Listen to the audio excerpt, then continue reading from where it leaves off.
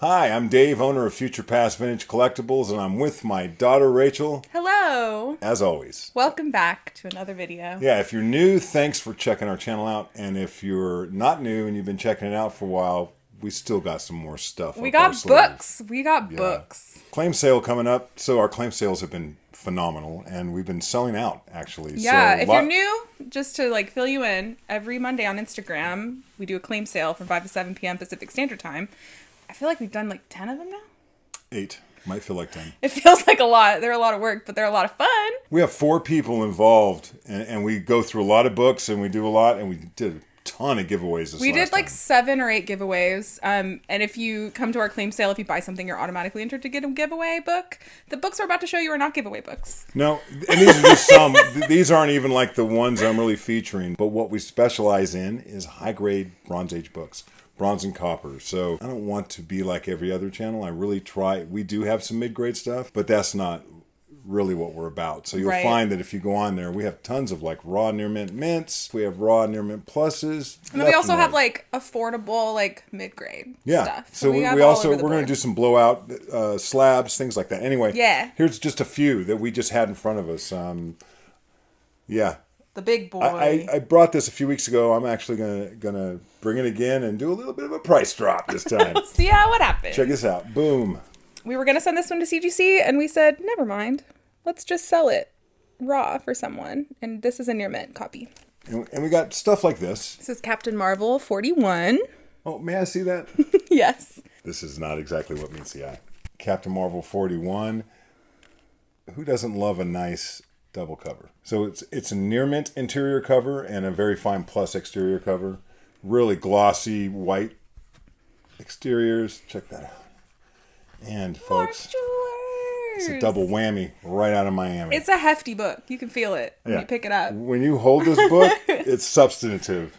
It looks so nice. That's a one-of-a-kind book for you. Anyway, that'll be at our claim sale. It will be. And we have other Mark Jewelers besides this. So we get so excited when we find Mark Jewelers. Our claim sale is a little different. And this isn't an advertising only for that. We're going to advertise some other stuff too. We like to show you guys the stuff we're featuring over there. Because it is the best deals that we offer anywhere. So. Yeah, that's how we've decided to launch books. We even took all of the books we were going to submit to CGC and almost sold out. I think we had 1 or 2 left. Yeah. And now I'm just pulling some other ones. I'm digging through my back stock. So that's what I spent the last few days doing and getting books ready for this next one. So tons of DC, tons of Marvel. Anyway. Yes. So stay tuned. In this video, we're going to show obviously a lot of books, but we also have a giveaway that we're going to announce later. So stay tuned for that. Interesting giveaway. So some books I picked up, and this is the kind of stuff I was telling Rachel, and I don't know if she gets it. It's not how much a book is worth that gets me excited. It's how hard it is to get. And people collect for different reasons. Here's some books I picked up. So if you can show that, that's Ghostly Tales 120, Steve Ditko. If you can't tell, I mean, it's really obvious. And this is not it's just really hard to find in very high grade. Like most books from this era, and this is 1976. So this is from 1975. It's Ghostly Tales. It's a Boyette cover, but it's Ditko. Does 7 pages in this book. Look at that scary man. Yeah, it's just creepy.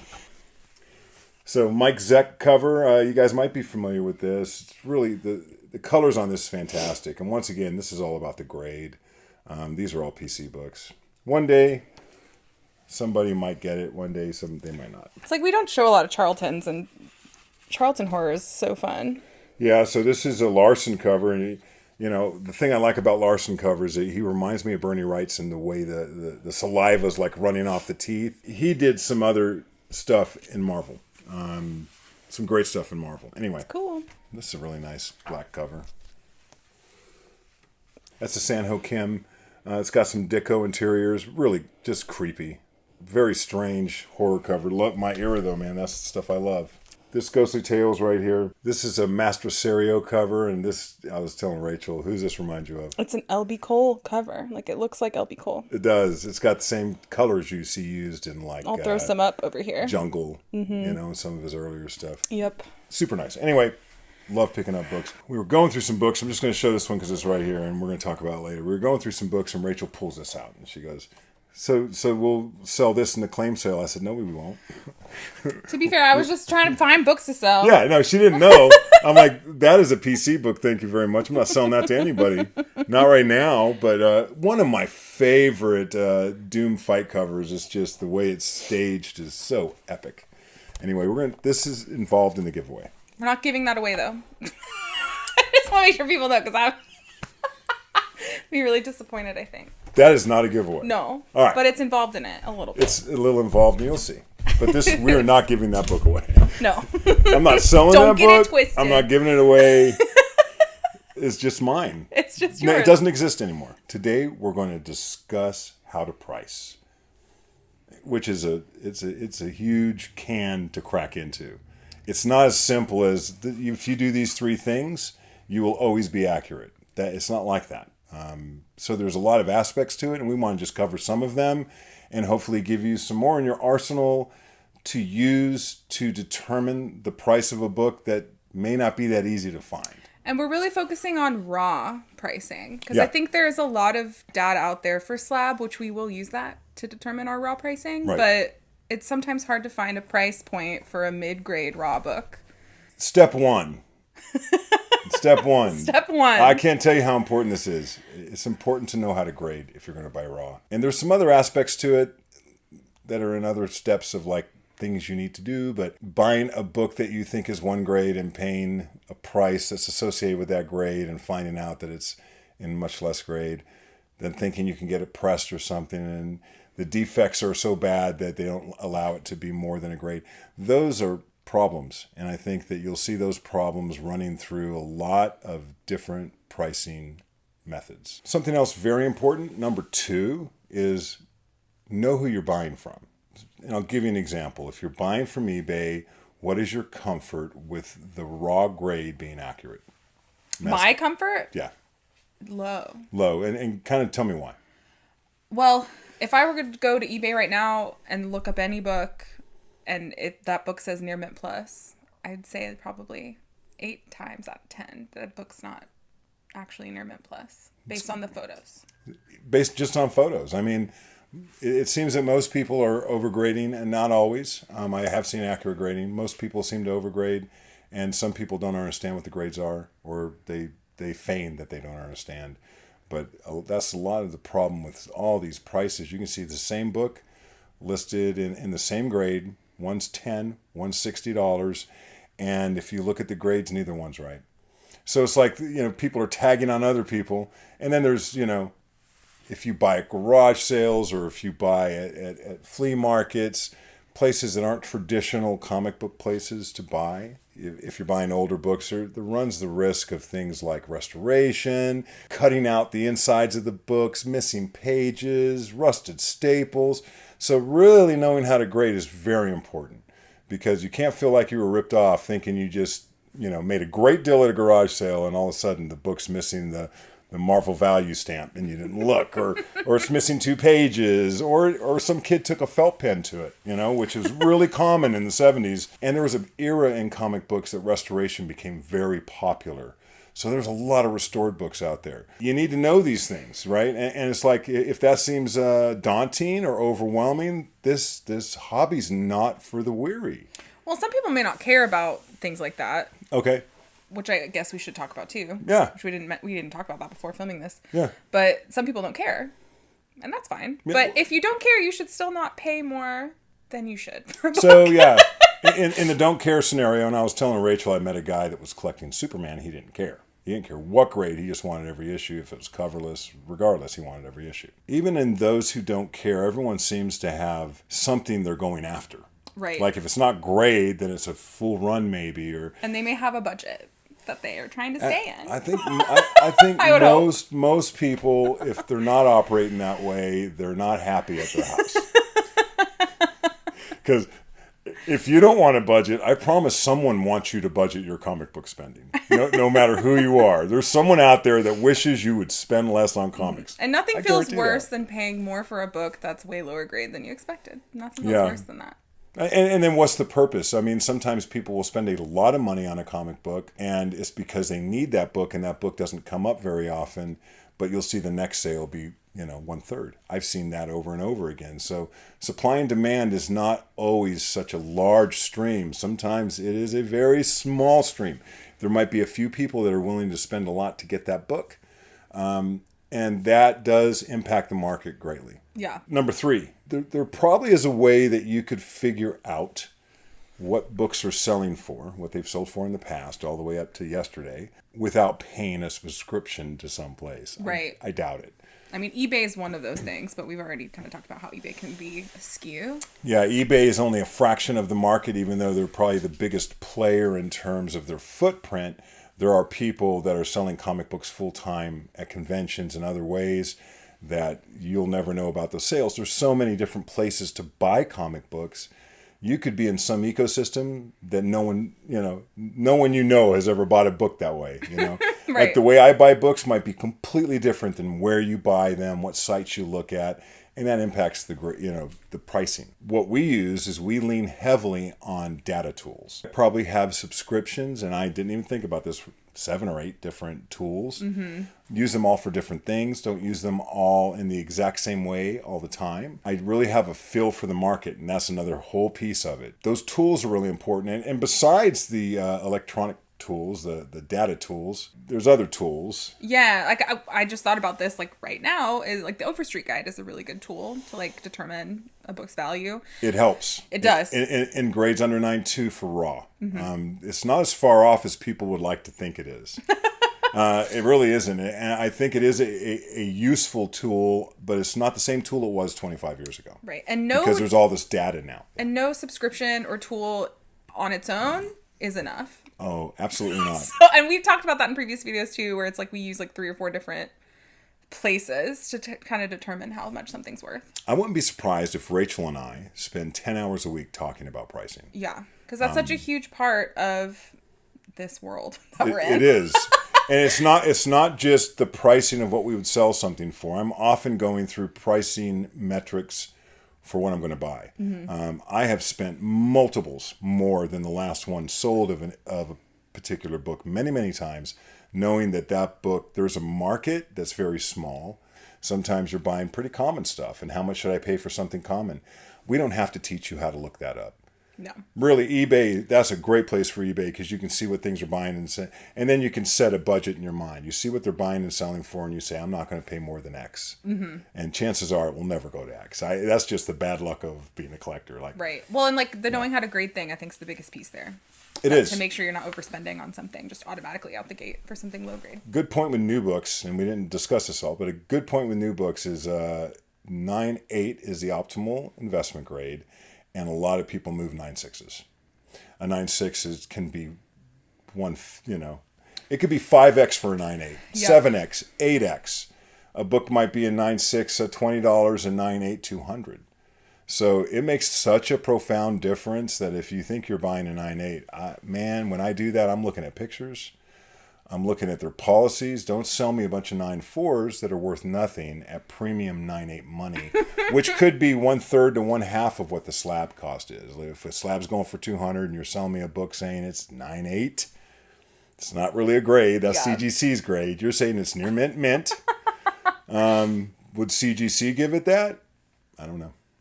All I know is we're really good at grading those. We are. Yeah. I can grade a 9.8 raw modern book all day. So another point in pricing and trying to figure out if you're paying too much or too little for a book is rarity. It's good to have an understanding of the larger market for rare books, which is usually undocumented, usually on sales like CGC Board or Comic Link and things like that. Yep. Or conventions. Claim sales like the ones that we do on our Instagram account. Because documented sales can help you get a ballpark, but things like GPA may not have a documented sale for like the past 10 years on a book that is worth a lot of money if it were to go to auction right now. Because it's rare and you can't find one on eBay for the grade that it is and things like that, which we have examples of that. I talk to people all the time. I talked to somebody this week that spent a lot of money on a comic book and it's not going to be registered anywhere. Right. Because it was from a dealer and it was just a private transaction. So you're not going to see that sale, but it was thousands and thousands of dollars of a relatively rare book. So that happens all the time. I talk to people about things like that all the time. What if you have something like that or you have an opportunity to buy something like that? How do you know what the price should be? You might pass up on a book for $100 that someone would pay $1,000 for. I've seen that happen.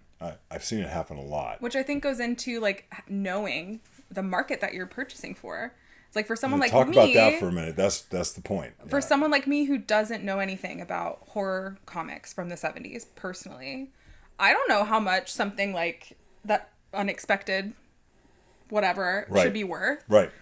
One that doesn't have any documented sales in GPA for the last 10 years. But someone like my dad, who's been buying those books for the last however many years, you know how rare those are. I hear their heartbeat when I sleep. So it's like something like that's going to, be a lot more than what just the average Joe on the street thinks it would be worth, since there's literally none on eBay that give you a good determination of how much it should be. I'll tell you the best thing about those books is that when you buy them, you never sell them. So really, you're just trying to figure out, how much am I willing to spend on this book? And I have thrown a lot of money at certain books because I know with only 6 on the census, the chance of 7 happening is very small. Why? I know the paper on those books. The paper's super thick. Okay? Very thick. Those books have substance, they're heavy. When they get a bend that would normally not break color, they tend to break color. Because they're so thick. Because the paper is so thick and there's weight to it. So I've learned over time that if you have an opportunity to pick up something that there's 3 or 4 in the census and there's interest in, let me give you some examples. If it's a Bernie Wrightson cover, or if it's a Neil Adams cover, or whatever that is, there's lots of reasons. But I know these books inside and out, and I've had no problem selling them. I've only had the most problem buying them. Yep. There was a book that I negotiated with a guy for over a year and spent the most anyone's ever spent on that book. He came down in his price 50%, and that book, you can forget about seeing it on the market. You'll never see it again. It's gone. There's only 196 of that book. And I think there's only 494s, and I have one. Yep. And it's a key. So, and it's horror, and it's all that. Which kind of goes into many hard-to-get books don't need a lot of buyers for it to be valuable. You just need one person that really wants it. I think that people get confused. I used to watch these unboxings a couple years ago, and they were really popular. People would buy these mystery boxes. As they would go through the books, and these upset me, because a lot of it was junk. The way they would price them, they'd open them up and say, "Oh, isn't this nice? It's this book." And I look at it and say, "That's not nice." I hope they have something nicer, because that looks like it's like a fine.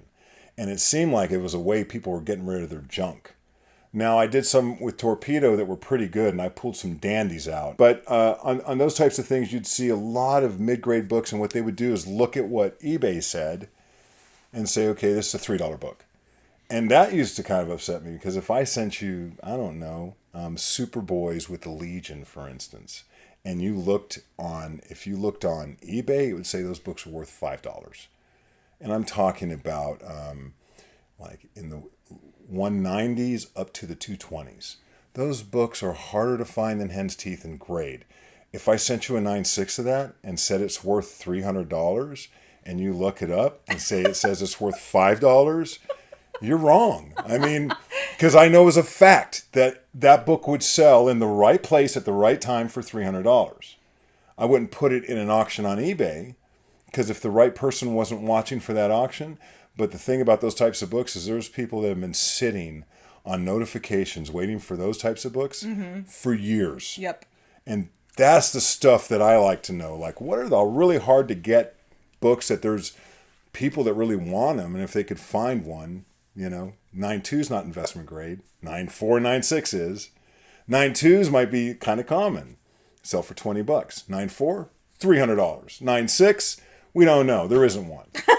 There's never been that kind of one. stuff. So it's kind of knowing those types of runs, eras, and I've seen a lot of people in Golden Age do really well with that. Really well with that. Right. Which is like one of the points that we were trying to make, that investment grade collectibles in high grade have a higher premium because they're more rare. Which, I mean... And there's still demand. It doesn't even have to be big demand, but there's demand. And the thing is, those books are going to become more and more popular. I really do think 70s books have not seen their day yet. Mm-hmm. So we want to talk a little bit about ways that we price comic books and evaluate comic books. And I'm telling you, this is not a straight line. No, it's an exercise on figuring it out. It's a figuring out exercise. It's always a fun game. that we play. So Rachel's learning as a non-comic collector coming in, and we've been doing this now for quite a while, going on 2 years. By the way, it started when I started doing this. I'm like, I'm going to do this full time at some point. Rachel volunteered to help. Now she's full time. Yeah. So she's full time with me, and we're doing all this together now. But in that time, man, drinking water out of a fire hose, learning. I didn't know anything about comics before doing this, by the way. And by the way, I learn new things every day. So I love this hobby. I love doing this for a living. It's something I enjoy knowing about. And Rachel's really coming along, man. She's starting to get it. And we're dealing with bronze and copper books mostly. Mm-hmm. So she's starting to see things over and over, starting to understand the artist and everything. But more common books that there are a lot of them, I feel pretty good pricing.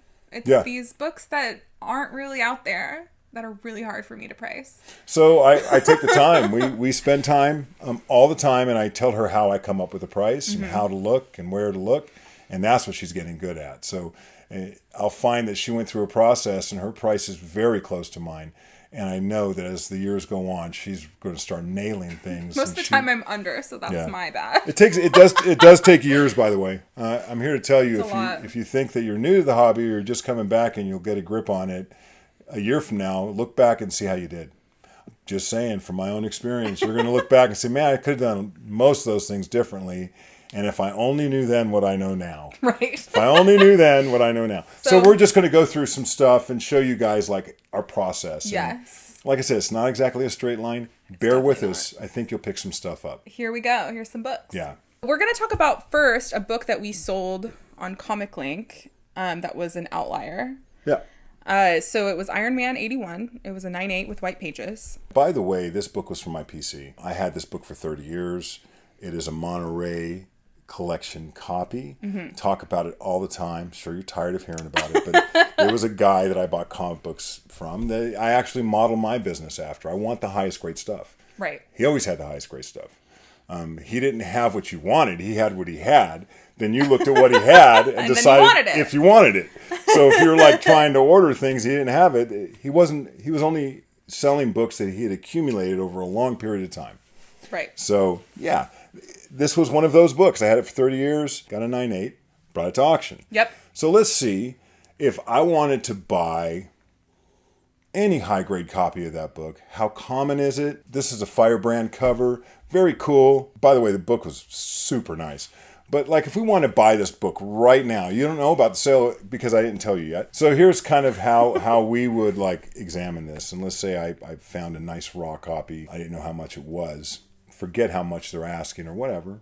Let's say it's a 9.4 and it looks like you can even improve it. How much should I pay for a 9.4 of that raw?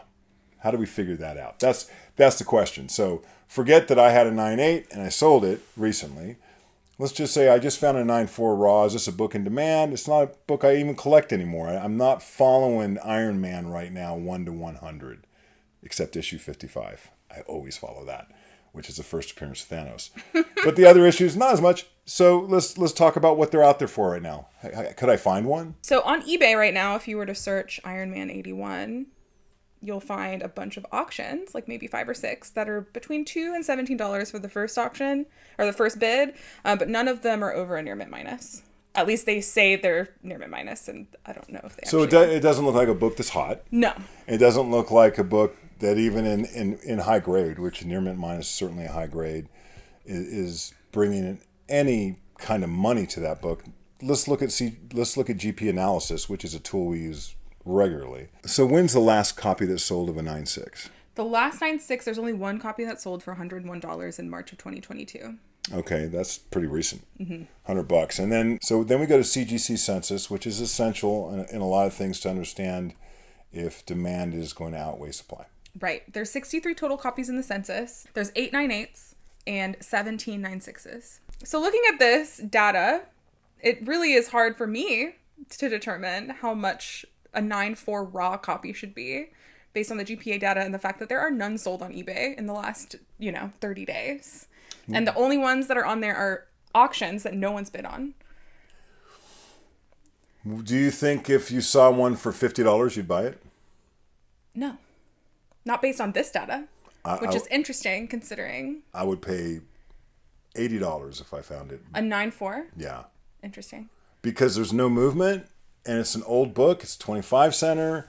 I know what that is. I know about that paper. I know that for that era is turning into the Silver Age. I mean, And that's because he knows a lot more about that era than I do. that's a tough black cover. Right. If Well, I there's saw no it- high grade copies of it anywhere. So, like, if I saw a near mint for it, I would question the grade. But if I know for sure it's a near mint, then I guess I would pay more. What wouldn't I pay? Is the question. Well, I would pay 80. Pay I said I'd pay 80. $101 because that's what the last 9.6 sold for. I don't know. I might pay more because they're very fluky with that. So if it was a really nice 9.4, I'll call it a white pager. If it had white pages and it was just a beautiful bouncy book, I think I'd still pay $100 for it, and I'd put it away. This is not the day market. No, We're not playing the day market. Stop. This is not about hey, I got an idea. I'm going to buy a book today and I'm going to turn around and flip it tomorrow because everyone else in the world is too stupid to look on eBay, see what's for sale, and then try to sell it to someone else.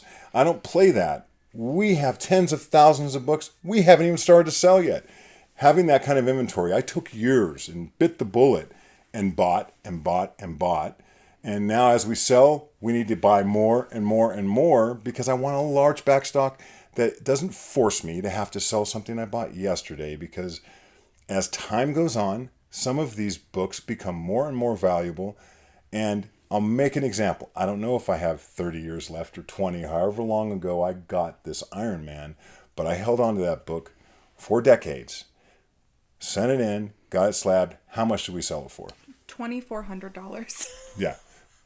And you know why? Because there's none of them anywhere. Like, if you, I guarantee you right now, you go on eBay, even the ones that sell in the auctions, in those low grades, they are selling for nothing. $20, $30. It was kismet. It was the right time, the right buyer, the right book.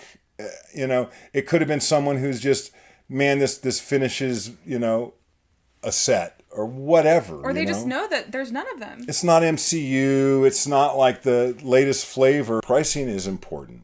And I don't know about you, but I buy more than one comic book. I buy thousands of comic books personally. A lot of collectors buy a lot of books. I try to stay within what I think is investment grade or something I can get a return on due to the amount of money I'm spending. It's kind of hobbyist. Like, no, I don't want to throw away this money and never get it back. I'd like to get a return. Best case scenario is to be very shrewd about it and say, I happen to love things that there are none of. So I'm going to hunt like Detective Dog. We all have different focuses. Mm-hmm. But like Rachel was telling me earlier today, you've got to have a level of expertise to really understand. And if you think that you can just take one tool or no tools and come up with a price, man, you better be an expert. Well, it's like with the data that we just saw with that Iron Man 81, you would never have guessed that it would sell for that much because there's no data that, shows that it should be that valuable, but there's also none of them out there. And it could be an overspend, and it could have been It could have been an overspend, yeah. It could have been a couple people fighting over it. But it also doesn't seem like it is because, again, if I could find a high-grade copy of it online somewhere, maybe I'd feel differently. Because there's some, like, Amazing Spider-Man 300, you always talk about that one because there's so many of them. It's like if you have a 9.8 of that, it's going to be worth money, but it's not going to be worth what an Iron Man 81 would be to somebody who has been looking for a 9.8 of that book. Yeah. and hasn't been able to find it. There are some books that there are so many copies available that within every half a grade, you know what you should be spending. And it's like an index. Like some of them are really volatile. Some of them are not because they're really high grade. And I think as you get lower grade, there's a 3.0 market for Amazing Spider-Man 300s. Because at least someone can afford that one, Incredible Hulk 181's another one. There's so many copies on the census. So those things are easy to figure out. Right. It's these ones that are harder. Because it's like, is it low census because people don't care about it? Or is it low census because there's none of them? Which is another thing that I never can figure out. And you always know. Not always. But I do have enough of a context that even if something is not hot, it doesn't mean it's not desirable or a good book to sell. And believe me, I'm a buyer of these things. And I've paid premiums for some of this stuff, really, But there's a lot of people like me that know what cool is when they see it, or understand the importance of something. That has something to do with understanding what to pay for mid-grade raws? Do you understand that series? Are you watching them all the time? Me winging it has not gone well. If I'm like, oh, I've never seen this book before. That seems like a good price. No. That's when you shouldn't do that. And there was a period of time that I did that, and it was more like, I don't know, kind of chasing an addiction. Like, I just want to buy something, and maybe I'll get lucky. Man, you're not going to get lucky. You're not. So you might here and there, but as you watch your money just fly away, that's not fun. So we're trying to have fun. This is actually a hobby. It's not a blood sport. We sometimes it feels like that, but what do you got? We're just going to show a couple of books that you don't see out there very often, and I think things can get confusing. And if you've noticed, we haven't told you exactly how to price these things out. We're not going to. We're telling you the way we get there. And I'll tell you, I'm pretty good at it. People who buy from me tend to feel my prices are more than fair. And when I buy from people, I'm not trying to pay the least for something, especially if I like it. I'm trying to get those books because I know what they are. And I really cater to a certain type of customer in my business, which is right. I really love high grade books. Well, it's like you talk to someone who focuses on Golden Age, they're gonna have a different approach, 100% different approach than we do. And they're going to be bored with any conversation with you that's not Golden Age. I mean, it's like that is boring. They'll look at an Avengers 1 say that is the least interesting book in the world. But look at this guy boiling a head in a blah blah, you know. Or look at this beautiful romance cover. You got some big burly guy with a beard. And this romance, L.B. Cole. Okay, so this is House of Mystery number 186. This particular one's a 9.4. Feast your eyes on the beauty. Now, this is my wheelhouse, folks. Because it's Bernie Wrightson and Neil Adams. Yeah, so it's a Neil Adams cover, Bernie Wrightson interiors. Just a fantastic cover telling you a story. This is my era. This is what I collect. Okay, one hits the market and it's raw. 9.4. Right? Near mint raw. What would you pay for this book? This might surprise people when I start talking. Well, if you go to eBay right now, there's a lot of them on eBay, surprisingly. Ranging in price between, $80, $20, $30. So there is a very fine near mint copy on here for $250. Raw. So is that a good deal? That's the question we'll ask ourselves. Is that a good price for that book? So House of Mystery, 186. Most recent sale of a 9.4 was in December, slabbed, of 2022 for $300. A 9.0 sold in April of 2023 for $109. So based off of that data, me, someone who doesn't know a lot about these books, would think that the $250 overpriced. Because a 9.0 just sold in April for $109. So using those tools, you're determining that's too high. Yeah. So how much do you think you should pay for it based on what you're seeing just on GPA? We'd have to go to the census too and see how many exist. I mean, that piece of it is so integral. You need to know, well, okay, this is what's selling, but only 5 copies have sold in 10 years of one grade, right? Well, no one's buying them. No, there aren't any. So what do you got for census? There's 75 total slabbed copies, and there's 14 9.4s slabbed. Okay, and then how many 9.2s? 9.2s? 14. I don't know why. 50 cent? 9.0, there's 12. Okay. So what do you think investment grade for that book is? If you wanted to buy the premium copy. Like the one that you know would be worth money? The one that is you're never going to find. 9.8. There's 2. Oh, there are 2 9.8s of this. That's massive. And I'll tell you. Here's the deal. On this is why you need to know what you're collecting and what you're buying, what you're selling. These particular books are notorious for not having white pages, and I really kind of suffered a little every time I bought one. This is off-white. I'm like, God, I really want. In a 9.4 and white pages, I would be tucked in. I wouldn't need to improve it. But I'm always looking now. It's like, not that I think that this is bad. I love this book. I'm glad I have a nice 9.4. Off-white to white is very admirable, but I'm anal about this. It's like, this is one of the collections I'm like, I want it to be perfect. How much do I think I'd pay for a 9.8? What's the last time a 9.8 sold? For a 9.8, there are no documented sales of a 9.8 for this book in GPA. How much did the highest 9.6 go for? $1,500 in April, and there's only one documented sale. No, this is so funny because, to your point, very fine near mint is not investment grade. No. Because there are more out there. Obviously, a 9.6 would be an investment grade Well, if you could get a 9.6 of it. I think 9.2 is good. As a raw copy? No. If you have a near mint minus, that's true near mint minus, and it has any decent pages that aren't creamed off white, I think you've got a great book that's going to be very hard to replace. Let's talk about replacement.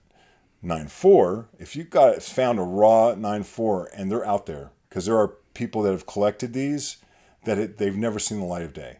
When they come to market, the question is, the 35 years you own that book, how many times did you move, and how much did it get roughed up in the process? Did you change the bags every 5 years? Because I've seen books come out of these collections that people that really handled their books well, they're 9.0, 9.2.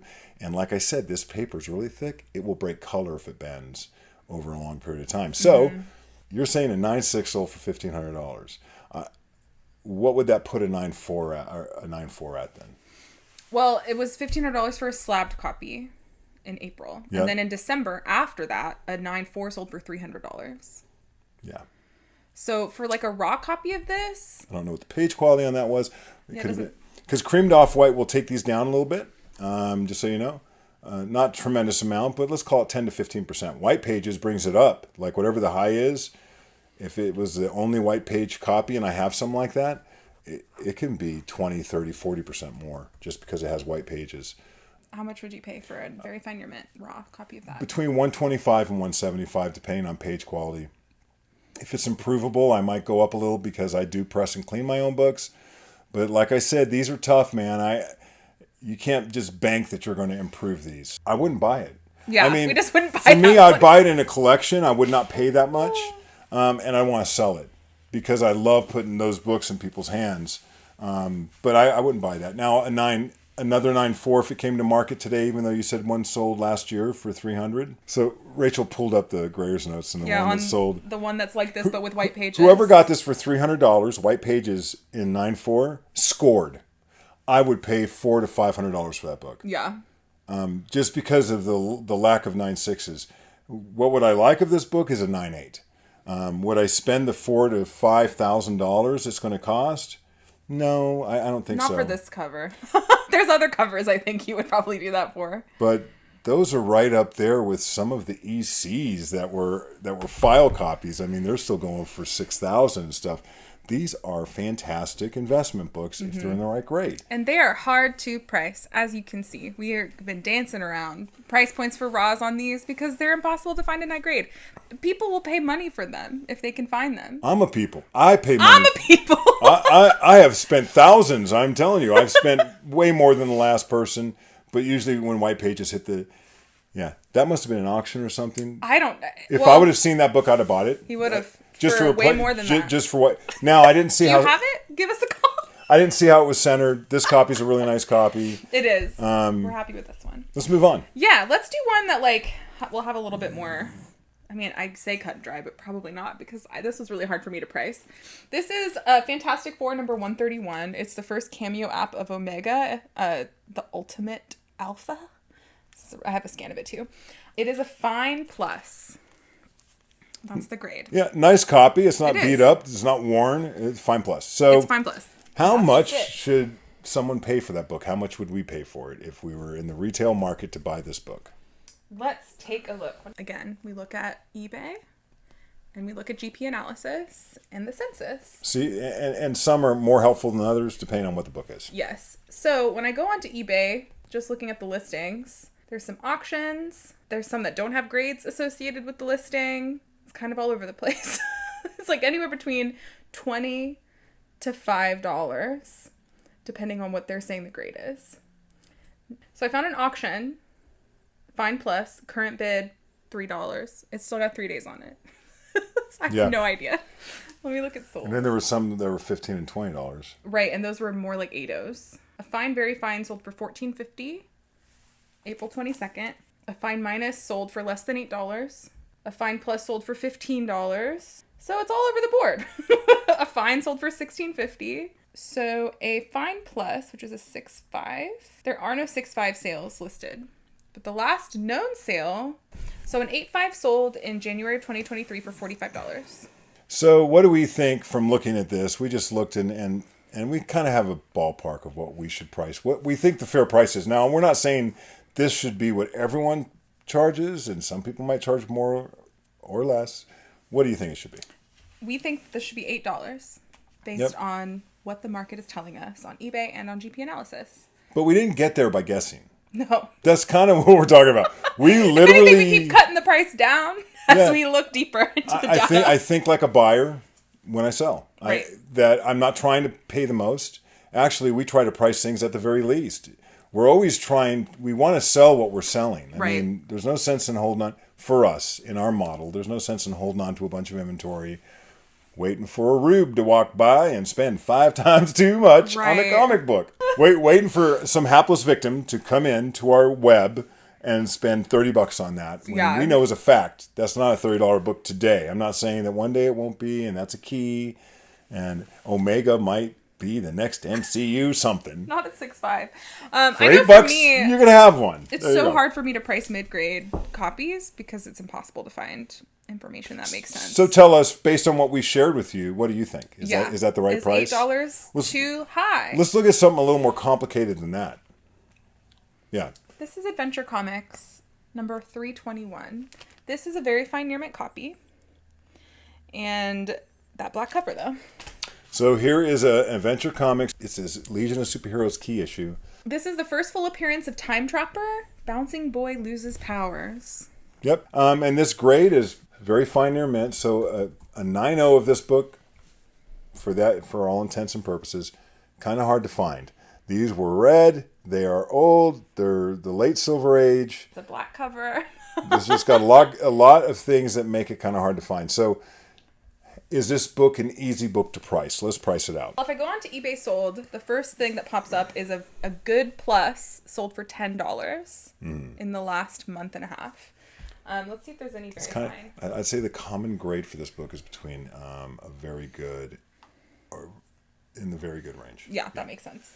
So a point I'd like to make too is these really sell heavily in the unreported market because people who sell comic books to other people know who collects Legion. Mm-hmm. So I'm a convention seller. I do this for people. I'm a seller. I get one. I know that you collect them. I'll reach out to you. Yeah. That happens all the time. Yeah. So there's one on eBay. It says it's a near mint. It's not a near mint. Baseline $100. So that might be. I don't know if it's overpriced yet. GP Analysis. Let's see. That book's probably an 8.0 to an 8.5 based on what we just saw. And I don't even know how the staples are or anything. Yeah. And the corners were soft. But you can't have water stains. Yeah, you can. And it looked like a water stain. It could have been an indent on paper. And even no, then, that was still not good. That was a water stain. Okay, so here's some interesting GP Analysis data. A 9.4 sold for $1,000 in April of 2022. Yeah. So that was a year ago. A 9.2 sold in November of 2022 for $384. Well, now we're getting somewhere. So here's the deal about these books. I prefer to buy these slabbed. Now, if I buy a collection and they're in there, I get it. But there was so much restoration going on back in that era with kids just like not liking a spine tick and coloring it in, cutting things out. There's a lot. You really need to look at the books. You really need to look at the staples. You really need to understand because when someone buys a high grade copy of this and in very fine near mint, this is high grade. Can you look at the census on this real quick? Oh, yeah. There are 61 total copies in the census. Highest graded is a 9.6. There's 196 and there's 794s, 992s, and 790s. Yeah. It's down there. These books just were read and they were roughed up and people weren't collecting the same way as they did later in years. Well, and I know a lot of people collect these raw. Yeah. Like a lot of the people that we know that collect these prefer them to be raw. So I looked at this information. I came up with a price and it was in a stack Rachel was working on and she came up with a price and I think we were close or no? I don't remember what you said. Do you remember what you said? I think I said 150. Yeah, 150 is what we had. Based on what we found in GPA. And it may be kind of low. It could be, but I'm ballpark. It's like, as I looked at this information, I really got it from GPA. Sometimes you can get it from eBay. Sometimes you can get it from other people that sell. Mm-hmm. there's lots of ways of coming upon it. But I think the price for this is a $150. Yeah, that's what we have it priced at. If this was an 8.5, this would not be a $150 book. No. That's why grading is such an important aspect of it. Anyway. Yeah. Well, yeah, and it's interesting because an 8.5 in 2020 sold for $259, but obviously that was the comic boom, so things were a little different then. Yeah, this wasn't a boom in comics. No, but I mean, it's supply and demand based on a small group of people that want to buy these books. Right.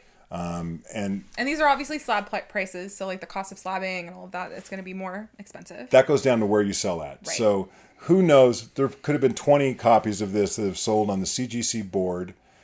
Back and forth to people that we'll never even know about if you weren't watching it. Right. So that's where a lot of those types of collectors, they're always looking for a deal on the board. The board's not the place to get the premium price.